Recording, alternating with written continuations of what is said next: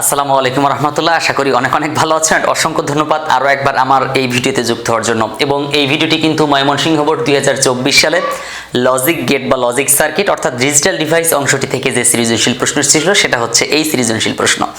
তো তৃতীয় অধ্যায়ের এই সৃজনশীল প্রশ্নগুলো নিয়ে অনেকের কিন্তু অনেক মতামত থাকে, অনেকেই কিন্তু এটা সমাধান করতে পারে না। তো আমি চাচ্ছি একটু সহজে একবারে কিভাবে সমাধান করা যায়।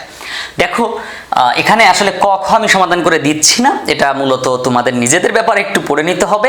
এটা আমার বলার মতো কিছু নেই, তবে লেকচার শিটের মধ্যে দেওয়া আছে, তুমি চাইলে এখনই লেকচার শিটে নিয়ে একটু দেখতে পারো। আর যদি তোমার কাছে লেকচার শিট না থেকে থাকে তাহলে স্ক্রিনে দেওয়া নাম্বারে যোগাযোগ করে এখনই লেকচার শিট কালেক্ট করে নাও, নিয়ে তারপরে ক খ গুলো একটু পড়ে নাও। ওকে, এবার দেখো এখানে সুন্দর একটা উদ্দীপক দেওয়া আছে, এমন সুন্দর উদ্দীপক যে উদ্দীপকটা দেখার পরে তুমিও হয়তো বলবো থাক এটা আমি পারবো না, যদিও এটা কিন্তু সবচেয়ে সহজ একটা অঙ্ক। তারপরে তুমি বলবা কি এইটা আমি সমাধান করতে পারবো না, সরি অন্যটায় চলে যাবা। ওকে, কিন্তু এটা আসলে অনেক সহজ একটা অঙ্ক। কেমন সহজ অঙ্ক দেখো, বলা আছে এ অন দিয়ে নির্দেশিত ডিভাইসটি নর গেটের মাধ্যমে বাস্তবায়ন করো। আমি পূর্ণাঙ্গ প্রশ্ন লিখি নাই, সেটার মধ্যে আছে। ওকে, তো A one, A two, A three. এবার একটু খেয়াল করো, এই এ অন এবং এটা যদি আমি একটু বিশ্লেষণ করি, দেখো এই এ অন বক্সটার মধ্যে ঢুকছে, যেটা কম্পিউটারের মধ্যে প্রবেশ করে সেটা হচ্ছে ইনপুট, আর কম্পিউটার থেকে আমরা যেটা পাই সেটা হচ্ছে আউটপুট। কম্পিউটারকে আমরা যা দেই, তো এটা হচ্ছে একটা কম্পিউটার। তো এই তীর চিহ্নগুলো কম্পিউটারের ভিতরে আছে কিনা, মানে কম্পিউটারের দিকে আছে কিনা। যেমন আমরা ডানে ঘুরতে হয় তাহলে আমরা চিহ্নটা এইভাবে দেই না, ডান দিকে, তার মানে কি ডান দিকে যেতে হবে, তো বক্সের মধ্যে যেতে হবে। তাহলে ইনপুট লাইন কোনটা, একটা দুইটা, আর বক্স থেকে বের হয়েছে কয়টা, একটা দুইটা। এখন বলো এখানে ইনপুট আছে দুইটা, আউটপুট আছে কয়টা, দুইটা। তাহলে ইনপুট দুইটা, আউটপুট দুইটা থাকে কোন গেটের ক্ষেত্রে, খেয়াল করো তো। ইনপুট থাকে দুইটা, ইনপুট থাকে দুটো, আউটপুট থাকে দুটো। আমি কিন্তু বিস্তারিত বোঝানোর চেষ্টা করছি। ওরা কিন্তু এখানে যেভাবে দিছে, বক্সটা যেভাবে দিছে এবং ইনপুট আউটপুটগুলো যেভাবে বসিয়েছে, আমরা কিন্তু দেখে সহজে বুঝতে পারবো না, কারণ একটু এলোমেলো করে বসানো আছে। তবে আমরা চাইলে এটা সহজভাবে যদি বুঝতে চাই এভাবে বোঝা যায়। আমার এরকম অনেকগুলো ভিডিও দেওয়া আছে এই টপিকটার উপরে। টপিকটার নাম আমি একটু পরে বলছি, তুমি আরো সহজে তোমাকে আমি একটু বুঝিয়ে নিই, তারপর টপিকের নামটা বলি। ইনপুট আছে দুইটা, আউটপুট আছে দুইটা। তো ইনপুট যেমন দুইটা, এ আর বি নাম দিলাম, তাহলে আউটপুট তো সবসময় একটা হওয়ার কথা, দুইটা কেন হবে? একটা আউটপুট হয় সাম, একটা আউটপুট হয় ক্যারি। এখন বলো টপিকটার নাম কি? টপিকটার নাম হচ্ছে কি, হাফ অ্যাডার। যে অ্যাডার দুটো বাইনারি বিটকে যোগ করতে পারে এবং হাতে থাকা মান ও যোগফল ও হাতে থাকা মান বের করতে পারে, তাকে বলা হয় হাফ অ্যাডার। সেই হাফ অ্যাডার আমাদেরকে করতে বলা হয়েছে এবং হাফ অ্যাডার নর গেটের মাধ্যমে বাস্তবায়ন করতে বলা হয়েছে। এটা জাস্ট বোঝাটাই, মানে উদ্দীপকটা দেখেই চেনা যায় না, তাছাড়া বাকি সব বোঝা যায়। আর এর গড় পরে ঘ নাম্বার যে উত্তরটা ছিল, ঘ নাম্বার উত্তরটা হচ্ছে তোমার সংখ্যা পদ্ধতির অংশ। তো ওটা আমি ওই চ্যাপ্টারে যখন ভিডিও বানিয়েছি ওখানে সমাধান করে দিয়েছি, সো ওটা নিয়ে টেনশন করার কিছু নেই। ওকে, এবার দেখো A3 A2 যদি বলো স্যার তাহলে A2 এটা কয়টা, মানে কোনটা হবে? হ্যাঁ, হাফ অ্যাডার নাকি অন্য কিছু? দেখো এই বক্সের মধ্যে আবার ইনপুট ঢুকছে কয়টা, এ একটা ঢুকছে, এ একটা ঢুকছে, এ একটা ঢুকছে, একটা দুইটা তিনটা, এবং বের হয়েছে কয়টা, এ একটা, এ একটা, মানে চলে যাওয়া এখান থেকে আউটপুট বের হওয়ার চিহ্ন দুটো। তাহলে তিনটা থাকে এ বি সি এবং আউটপুট থাকে দুটো, সেটা হচ্ছে ফুল অ্যাডার, রাইট? আবার এখানেও দেখো একটা দুইটা তিনটা, বের হয়েছে কয়টা, একটা দুইটা, তাহলে এটাও ফুল অ্যাডার, এটাও ফুল অ্যাডার, এটা কি হাফ অ্যাডার। তো এই হাফ অ্যাডারের আমরা প্রথমে সত্যক সারণী অঙ্কন করব। তো হাফ অ্যাডারের সত্যক সারণী কেমন হয়, আমরা সত্যক সারণী অঙ্কন করার পর তারপর বাস্তবায়ন করব। দেখো আমি এখানেই আর্ট করি, এটা কঠিন কিছু না, একবারে সহজ একটা টপিক। 6টার ঘর দিতে হয় টোটাল, একটা দুইটা তিনটা চারটা পাঁচটা, আর একটা ঘর দিই 6টা। ওকে, 6টা। এবার ইনপুট হয় দুটো, এ এবং বি, আউটপুট হয় দুটো, এটা হচ্ছে ইনপুট, এখানে লিখব ইনপুট, এটা হচ্ছে আউটপুট, এখানে লিখব আউটপুট। এটা এ, এটা বি, এটা সাম, এটা হচ্ছে ক্যারি।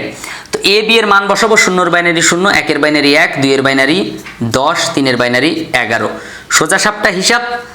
হ্যাঁ, ফাঁকি দ্বারা যারা দেয় তাদের জন্য হচ্ছে সিস্টেম দুটো 0 দুটো 1, একটা 0 একটা 1, একটা 0 একটা 1। তো যারা ফাঁকি না দেয় তাদের জন্য হচ্ছে 0 বাইনারি 0, 1 1, 2 10, 3 11। এটা সিস্টেম কি, এখানে যেহেতু ইনপুট এ বি দুটো, তাহলে দুটো যেহেতু ইনপুট কার মাথায় হবে 2 এর মাথায় 2 হবে মানে 2 এর মাথায় n, এই n মানে যতগুলো ইনপুট তত এখানে লিখব। তাহলে কত হয় 4, 0 1 2 3 কয়টা হলো 4টা, 0 এর বাইনারি 0, 1 এর 1, 2 এর 10, 3 এর 11।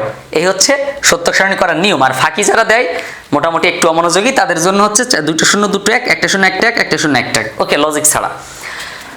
এবার চলো আমরা এর আউটপুট বের করি। 0 0 যোগ করলে 0, হাতে কিছু থাকে না এজন্য 0 লিখলাম। 0 1 যোগ করলে 1, হাতে কিছু থাকে না এজন্য 0 লিখলাম। 1 আর 0 যোগ করলে 1, হাতে কিছু থাকে না এজন্য 0। 1 আর 1 যোগ করলে 2, 2 এর বাইনারি মান 10। এটা কিন্তু বাইনারি যোগের মতো কাজ, হ্যাঁ, হাফ অ্যাডার ফুল অ্যাডার বাইনারি যোগ। তো 1 আর 1 2, 10 এর 0, 2 এর বাইনারি মান 10, 10 এর 0 হাতে আছে 1। এখন 1 আর 1 যোগ করলে 2 হলো, 10 এর 0 হলো। এটা জানার জন্য আবার সংখ্যা পদ্ধতি অধ্যায়টা একটু পারতে হবে, তা না হলে হবে না। ওকে, এই হচ্ছে আমাদের মান। এখন আমরা সামটা বের করি। সাম কি ছিল? সাম একটু খেয়াল করো, আমরা এখানে লিখি, আমাদের ওপাশে আরো কাজ আছে। প্রথমে আমরা সাম বের করব, তারপর ক্যারি বের করব। তো সাম কি বের হবে দেখো, আমরা 1 কে ফলো করব। সাম, এই যে সামের লাইনে এই 1 এবং এই 1, তো এই 1 এর ইনপুটে আছে a এর ঘরে 0, b এর ঘরে 1, a নট b, 0 থাকলে not, a not b, plus পরের 1 হচ্ছে এইটা, এই 1 এর জন্য ইনপুটে যাব a b নট, b এর ঘরে 0 দেখে b not, a b not. দেখো তো a not b, a b not পাইছি কিনা? এটা হচ্ছে সাম পেলাম। এবার আমরা ক্যারি বের করব। ক্যারির ঘরে যে দেখি 1 আছে, কয় জায়গায়? 1 জায়গায় 1 আছে। তাহলে 1 এর ইনপুটে কি হবে? a b, কারণ এখানে 0 নাই কোথাও, a b, মানে এই a আর b এর ঘরে যেখানে 0 থাকবে তার মাথায় নট হবে, যেখানে 0 থাকবে না তার মাথায় নট হবে না। এবার এইটাকে বলছে ওরা নর গেটের সাহায্যে বাস্তবায়ন করতে হবে। মানে এটার চিত্র আঁকলে কিন্তু সহজ ব্যাপার, এটা চিত্র আঁকা সহজ, কিন্তু না, ওরা বলছে নর গেট দ্বারা বাস্তবায়ন করতে হবে। তো এটা আমরা একটু সাজিয়ে নেব। কিভাবে সাজিয়ে নেব? যেহেতু নিচে জায়গা নেই, নিচে নিচে সমাধান করাটা ভালো ছিল। তো আমরা প্রথমে এই গুণগুলোরে যোগ বানাবো। যেমন এ বির মাঝখানে গুণ আছে, এ বির মাঝখানে গুণ আছে, যেখানে যেখানে গুণ আছে সেখানে কি করব? যোগ করব। আর যোগ তো আর আমার চেঞ্জ করা লাগবে না, কারণ নর মানে কি? নর কিন্তু যোগের বিপরীত, তার মানে গুণ না, যোগের বিপরীত। অর্থাৎ a প্লাস b তার মাথায় কি? নট। অর্থাৎ এই মাথায় নট থাকতে হবে, যোগ থাকতে হবে, প্লাস মাথায় নটও থাকতে হবে।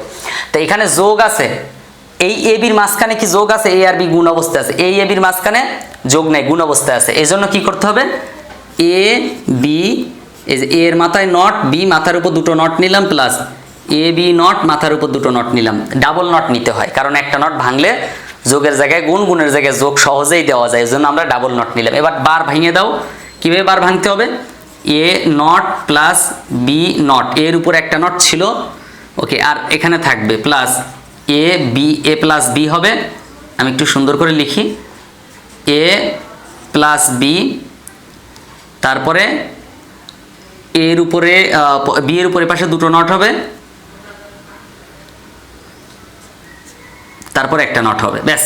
দেখো তাহলে কি করলাম? এই যে বার ভেঙে দিলাম, মানে এই একটা বার ভেঙে দিলাম, একটা বার বিনিময় এ বির মাঝখানে গুণের জায়গায় যোগ হয়েছে, এ বির মাঝখানে গুণের জায়গায় যোগ হয়েছে। আর এ এর মাথায় একটা নট ছিল, ভাঙার কারণে আরেকটা নট, বি এর মাথায় একটা নট, এ এর মাথায় এখানে নট ছিল না, একটা আসলো ভাঙার কারণে, আর বি এর মাথায় একটা নট ছিল, ভাঙার কারণে একটা, দুইটা।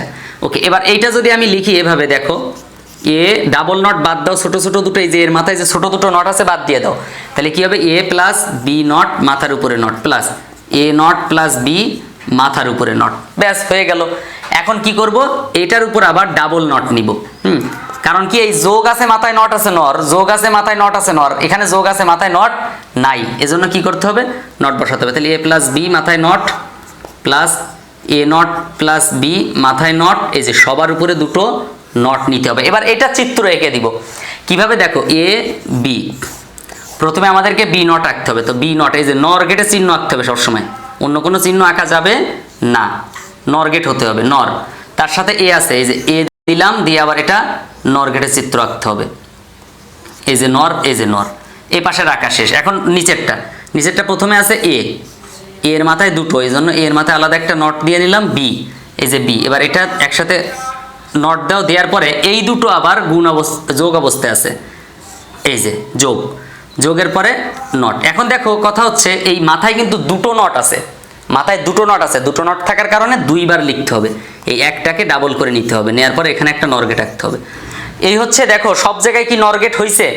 সব জায়গায় কিন্তু নরগেট হয়েছে। এবার আমাদেরকে এই ক্যারি সি এর মানটাকে আমরা এখন কি করব? বাস্তবায়ন করব। মানে আমরা সাম বাস্তবায়ন করলাম। তো আমাদের উচিত ছিল এইটার সাথে সমাধান করা, হ্যাঁ একসাথে সমাধান করলে ভালো হইতো। কার সাথে? এই যে এর সাথে। তো এখানে জায়গা নেই, যে কারণে সমাধান করতে পারছি না। তো আমি এখানে সমাধান করি। দেখো এখানে আমি একটু সাজিয়ে নেই আগে। এ বি, মাথায় দুটো নট নেই, নেয়ার পরে একটা ভেঙে দেই। এ নট প্লাস বি নট, মাথার উপরে নট, এই যে ভেঙে দিলাম। এটা এখন আমরা বাস্তবায়ন করবো। তো তুমি চাইলে এখানেই সমাধান করতে পারো। তো আমি একটু আলাদা করে দিচ্ছি, আপাতত জায়গা নাই দেখে। এ এই যে নট, ব্যাস, তারপরে বি এই যে নট, তারপর দুটো একসাথে চিত্র এঁকে দাও, এই যে নট। জাস্ট এ নট, এই যে এ নট, তারপরে বি নট, তারপরে এই যে এ নট বি নট একসাথে যোগ ছিল, মাথায় নট ছিল নট। দেখো এখন পুরো চিত্রটার মধ্যে সব জায়গায় কিন্তু নর গেট হলো। ওরা বলছিল নর গেট দ্বারা বাস্তবায়ন করে দিতে হবে। ঠিক আছে, তো দেখা হচ্ছে পরবর্তী ভিডিওতে। তুমি চাইলে একটা কাজ করতে পারো, আইসিটির সকল ক্লাস, সকল লেকচার শিট এবং বোর্ড প্রশ্ন থেকে শুরু করে সকল সমস্যার সমাধান, প্রত্যেকটা টপিকের উপর আলাদা আলাদা ভিডিও এখন তোমার হাতে। আইসিটি শিট নিয়ে বারবার বলা হয়, আমি এই ভিডিওতে একটু কনফার্ম করে দেই যে আসলে আইসিটি শিটটা কেমন বা কি। আজকে তোমার ক্লাসে স্যার বলে দিল যে চট্টগ্রাম বোর্ড 2017 সালের অঙ্কটা করে আসবা, আগামীকালকের পরীক্ষায় থাকবে। তুমি এই উত্তরটা কোথায় পাবা? কে তোমাকে বুঝিয়ে দেবে? হয়তোবা তোমার প্রাইভেট পড়ার সক্ষমতা নাই, বা তোমার আশেপাশে টিচার নাই, রাত্রে শুনতে পাইছো যে এই প্রশ্নটা আসবে। তাহলে এখন খুঁজেও পাইতে গেলেও কিন্তু 1-1.5 ঘন্টা একটা ব্যাপার। মনে করো পরীক্ষার 1 ঘন্টা আগে তুমি জানতে পারছো, কি হবে? তো এজন্য দেখো, যদি তুমি চিন্তা করো যে লেকচার শিটের 2 নাম্বার পেজে একটু যাও, 4 নাম্বার লেকচার শিট এবং সি প্রোগ্রামিং এর উপরে লেকচার শিটে 4 নাম্বার, এরকম প্রত্যেকটা অধ্যায়ের উপর একটা একটা লেকচার শিট আছে। তো এই লেকচার শিটের মধ্যে দেখো সুন্দর মতো স্ক্যানার সিস্টেম দেওয়া আছে প্রত্যেকটা লেকচারের উপর। যেমন লেকচার 5, 6, 7, 8, 9, প্রথমে আমি কিন্তু যোগফল নির্ণয়, গুণফল নির্ণয়, মানে প্রত্যেকটা একটা পার্ট আলাদা করে দিয়েছি, একই রকম নিয়মের গুলো, যেমন যোগ বিয়োগ গুণ ভাগ, এগুলো একসাথে আলোচনা করছি। প্রথমে আলোচনা করছি এই যে লেকচার 2, লেকচার 3, লেকচার 4, এভাবে আলোচনা করছি। তো দেখো এই যে লেকচার 2 এর ক্ষেত্রে দেখো, লেকচার 2টি সংখ্যার যোগফল নির্ণয়ের জন্য অ্যালগরিদম ফ্লোচার্ট নির্ণয়। তো এখানে পাশে কিন্তু কিউআর কোড দেওয়া আছে, তুমি যদি স্ক্যান করো তাহলে এই ভিডিওটা চলে আসবে, মানে এই অঙ্কটা বুঝাই দিছি, ভিডিওতে বুঝাই দিয়েছি ইউটিউবে। তো তুমি খুঁজে পাবা কোথায়? এখানে স্ক্যান করলে ভিডিওটা চলে আসবে। স্মার্টফোনটা হাতে নিলাম, কিউআর কোড একটা সফটওয়্যার দেওয়া আছে। সফটওয়্যারটা হচ্ছে এই যে, এই সফটওয়্যারটা তুমি দেখতে পাচ্ছ, সফটওয়্যারটা একটু দেখে নাও। এই সফটওয়্যারটা তোমার কাছে অবশ্যই আছে। তো এখন তুমি কি করবে? এই কিউআর কোড এখানে ধরবে, এই যে আমি ধরলাম, অটোমেটিক এই যে গো টু ওয়েবসাইট, ওয়েবসাইটে চলে গেছে, দেন ইউটিউবে, এই যে ইউটিউবে চলে গেল, তারপর কিন্তু ভিডিওটা এই যে চালু হয়ে গেছে। আসসালামু আলাইকুম রাহমাতুল্লাহ। লেকচার 10, কুমিল্লা বোর্ড 2019 লেকচার 10 এর উপর ক্লিক করো। তাহলে তুমি এখানে এই যে কিউআর কোড পাশে দেওয়া আছে ছোট, এই কিউআর কোডের উপর তুমি ক্লিক করো। মানে কিউআর কোডের উপর তোমার স্ক্যানারটা ধরো মোবাইলের, দেখবা যে অটোমেটিক ভিডিওটা চলে আসবে ইউটিউব থেকে, তোমার খোঁজার প্রয়োজনই নেই, লেকচার 10 নামেই চলে আসবে। তাহলে তোমার কিন্তু খোঁজাখোঁজির একদম প্রয়োজন নেই। তো এই লেকচার শিটের মধ্যে এছাড়াও কিন্তু সব সমস্যাগুলো সমাধান করা আছে, যেমন সি প্রোগ্রামিংগুলো নির্ভুলভাবে দেওয়া আছে, ফ্লোচার্ট নির্ভুলভাবে দেওয়া আছে, অ্যালগরিদম নির্ভুলভাবে দেওয়া আছে, এবং কালারিং করা সুন্দর মতো সাজানো গোছানো। এভাবে আইসিটি পুরো বইয়ের উপরে কিন্তু লেকচার শিট তৈরি আছে। সো তুমি যদি চাও পুরো বইয়ের লেকচার শিট নিতে পারো। তো এজন্য এখনই কি করতে হবে? স্ক্রিনে দেওয়া নাম্বারে যোগাযোগ করো এবং লেকচার শিটগুলো কালেক্ট করে নাও। তাহলে আমি আশা করি তোমার মানে আইসিটি নিয়ে কোনো চিন্তা করা লাগবে না, প্রাইভেট পড়তে হবে না কখনো। সিম্পল বিষয়, জাস্ট ভয়ের কোনো কারণ নাই। এখনই তুমি স্ক্রিনে দেওয়া নাম্বারটি তোমার মোবাইল ফোনে তোলো, তারপর তুমি হোয়াটসঅ্যাপ অথবা ইমোতে আমাকে